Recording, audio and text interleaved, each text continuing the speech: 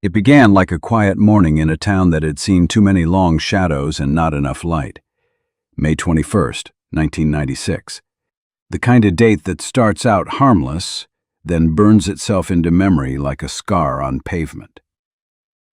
3 prisoners were scheduled for a routine transfer through the winding roads of Talladega County, Alabama. A routine, they called it. But routines have a nasty habit of exploding when you least expect it. Deputy Charles Murphy had done this drive a dozen times before. He was the kind of man who knew his prisoners by name, not because he liked them, but because he believed knowing the devil you're transporting might just save your life.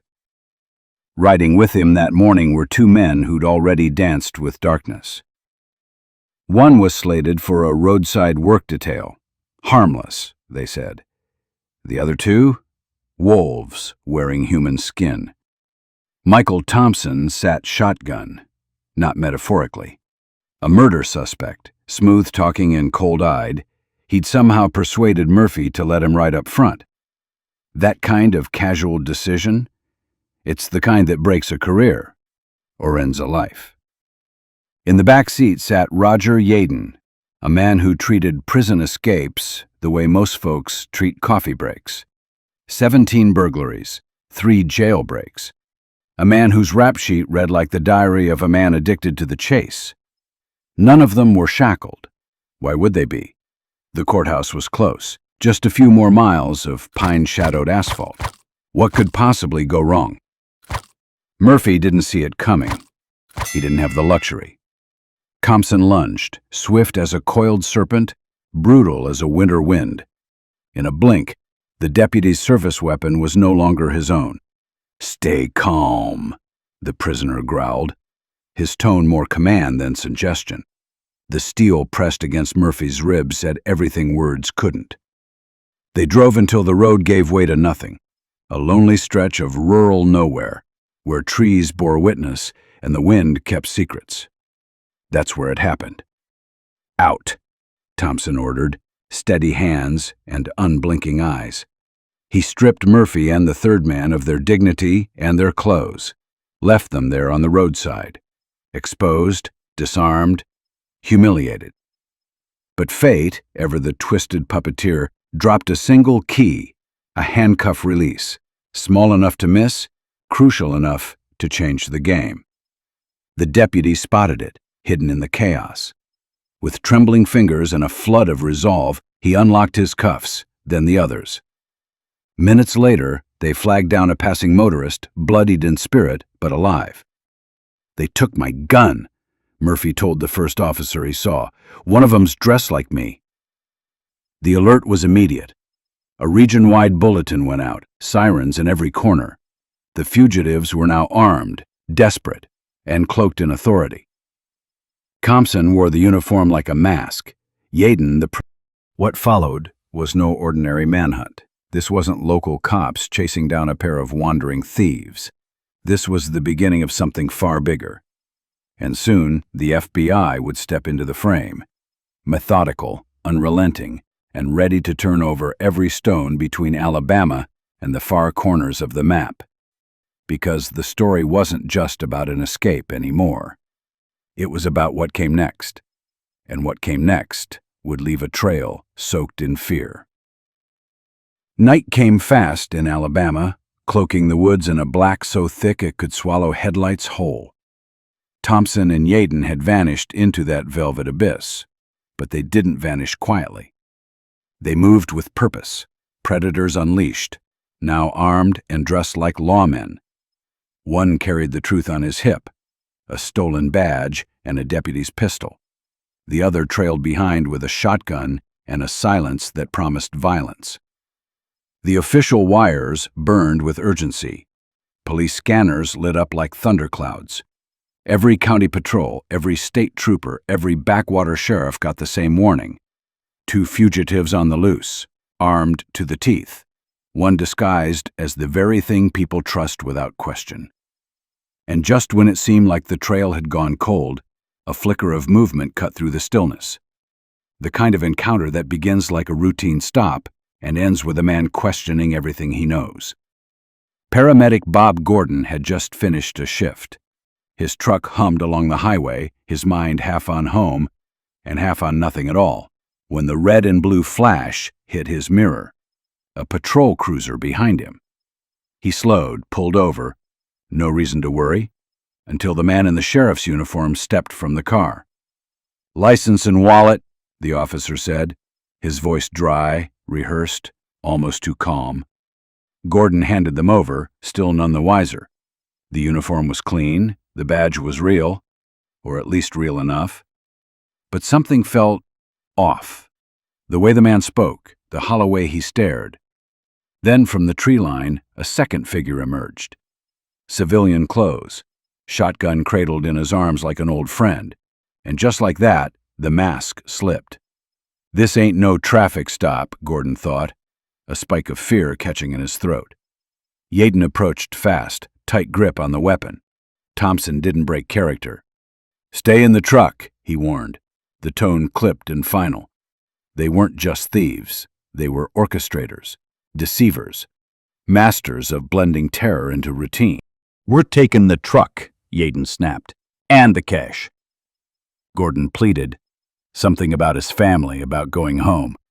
But mercy was a language these men didn't speak. They took everything, his wallet, his keys, his vehicle, and then, in a final twist of cruelty, they stuffed him in the trunk of the very police car they'd abandoned. Locked him in tight, left him in the suffocating dark.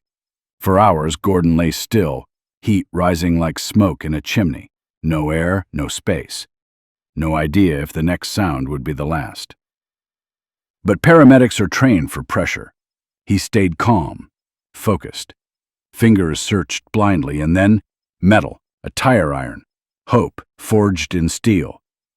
He worked the trunk latch until it gave, and the world cracked open again. He stumbled out, drenched in sweat and barely standing, and found help the way survivors always do, by refusing to die. The fugitives now had a new vehicle, a full tank, and a 1,900-kilometer head start. And the FBI? They were watching, waiting, calculating. They knew this wasn't just a jailbreak anymore. It was a full-blown interstate manhunt. And as the puzzle grew darker, it was clear. These weren't just two men running from prison. They were racing toward something much worse. By now, Michael Thompson and Roger Yaden weren't fugitives.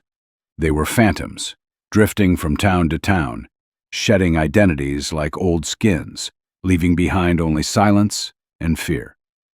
Their latest ride, a stolen black pickup truck, carried them westward like a whisper on the wind. The manhunt surged beyond state lines. Alabama's rural backroads were no longer the only battleground. Now it was every gas station, motel, and forgotten stretch of highway from Mississippi to the Rockies. But for all the sirens and flashing lights, Thompson and Yaden stayed one step ahead, slipping through cracks no one knew existed. Then, nearly 2,000 kilometers away, a clue surfaced, unexpected and haunting. Near Santa Rosa, New Mexico, nestled deep in a desert nowhere, a pickup truck was found abandoned, stripped of plates, desert-dusted and still. Local officers didn't think much of it at first, but a VIN check told another story. It was Bob Gordon's truck, the one stolen from him during the roadside ambush. And with that confirmation, the game changed. The FBI stepped in officially, dragging the case into federal jurisdiction. The Bureau had been watching from the edges, but now they took the lead, bringing with them the kind of relentless precision that peels back layers most people never see. They scoured the pickup with forensic teeth, and in the glove box, nestled between paper and plastic, they found it, a scrap of prison paperwork, smudged with dust and scribbled with names. One stood out. A woman in Terre Haute, Indiana, a known relative of Roger Yaden. The agents didn't waste time. Terre Haute was put under quiet surveillance. They interviewed the woman, Yaden's aunt, who claimed to know nothing. Maybe she didn't, or maybe she was smart enough to pretend. Either way, she mentioned something useful. Yaden had old friends in the area, folks she couldn't name, but who might still owe him favors. As the Bureau cast its net across Indiana, another piece fell into place, one darker, more troubling than the last. Divers pulled a red rental car from the bottom of a lake, not far from Yaden's suspected hideout. Waterlogged, silent, like a secret finally willing to speak. Inside was a British passport. The name, Major David Nichols, a career officer in the British Army. Distinguished, decorated, missing. Next to it, receipts tracing his steps across the American Southwest. The final one placed him not far from where the black pickup had been abandoned. Also tucked inside was a scrap of paper. The address matched the prison in Alabama. Suddenly, this wasn't just a case about escaped convicts anymore. This was international. This was murder. And the FBI, now working shoulder to shoulder with British authorities, understood something chilling. Major Nichols didn't vanish by accident. He had crossed paths with wolves. And now the Bureau was chasing shadows with teeth. Major David Nichols was the kind of man who moved through life with quiet discipline. A father of 3, a seasoned British officer, and a man who, in May of 1996, had stepped onto American soil for what should have been a peaceful assignment. He had told his wife he wanted to explore the country for a few days before reporting to a NATO language training course in New Mexico. He never made it. His last known transaction was at a lonely gas station in Raton, New Mexico, not far from the Colorado border, and even closer to where Thompson and Yaden had ditched the stolen black truck.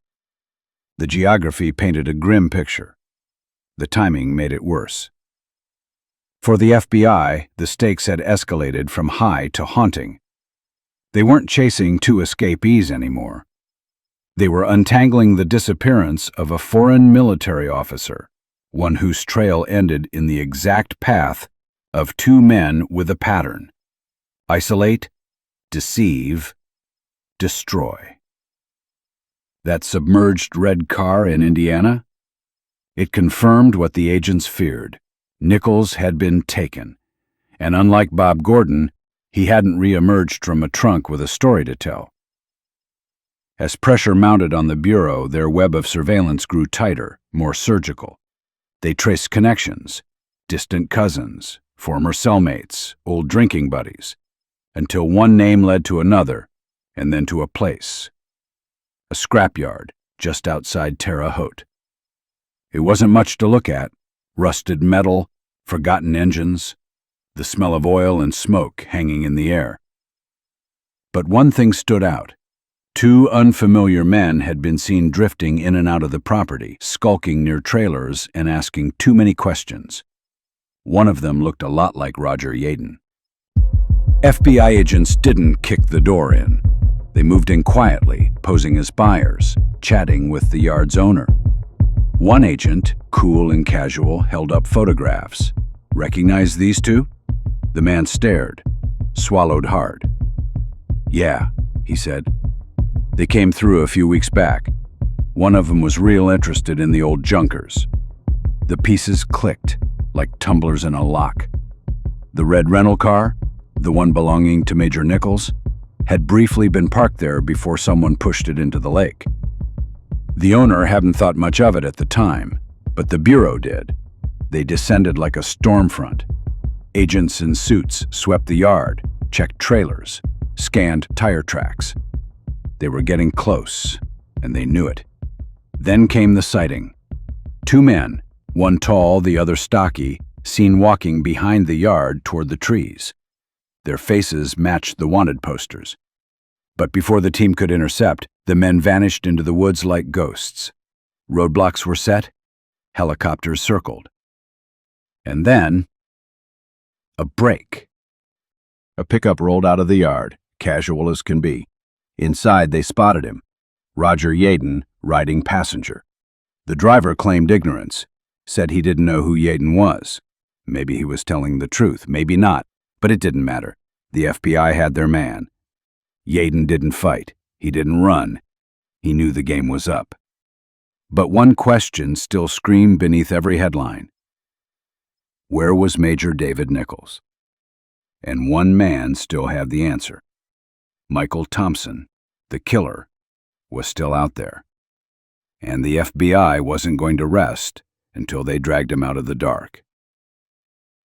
With Roger Yaden finally in custody, the FBI turned its entire focus toward the man still hiding in the shadows, Michael Thompson.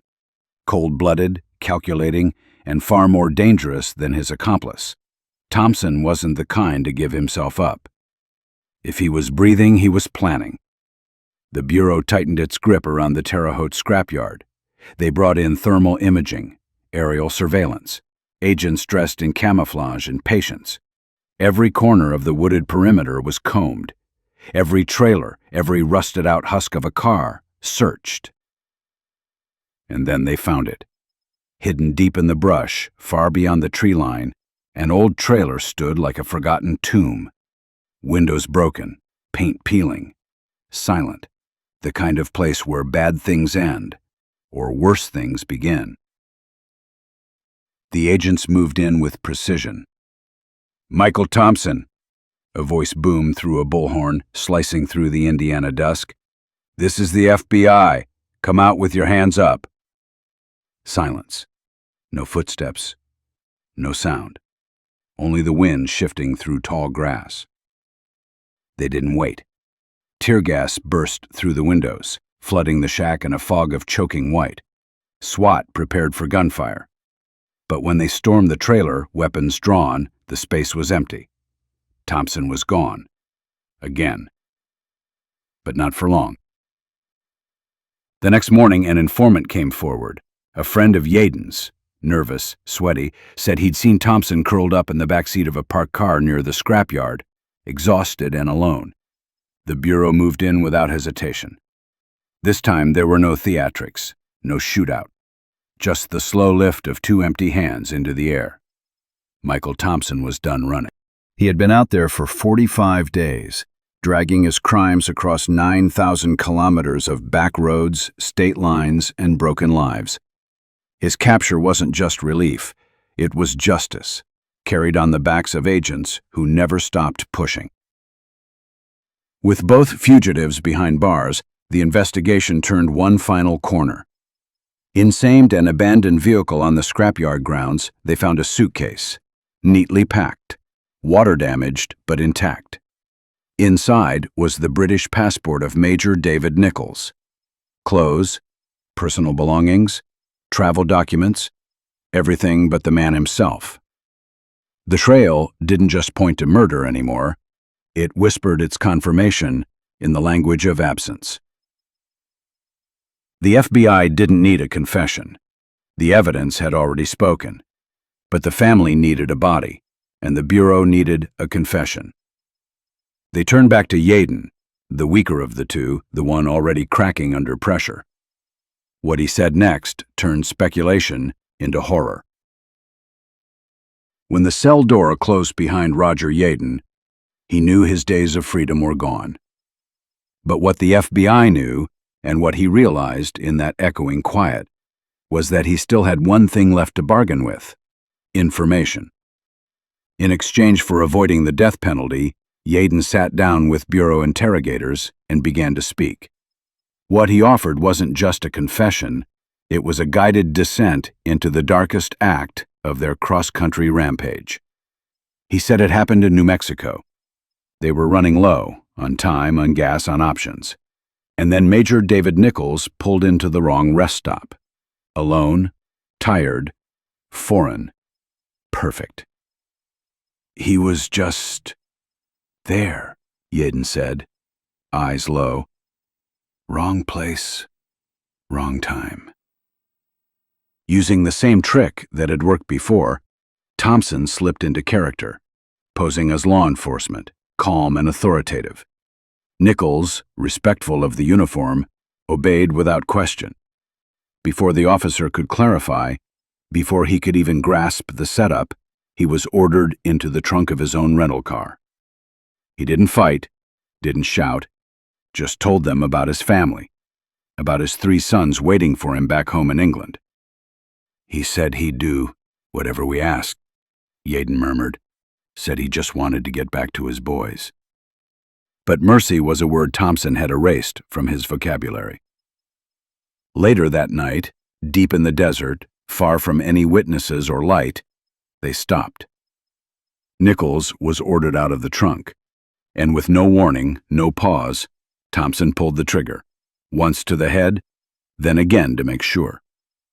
They covered the body with a thin veil of dust and brush, as if trying to bury the act itself. Then they took his vehicle, drove it across the country, and quietly sank it in a lake in Indiana.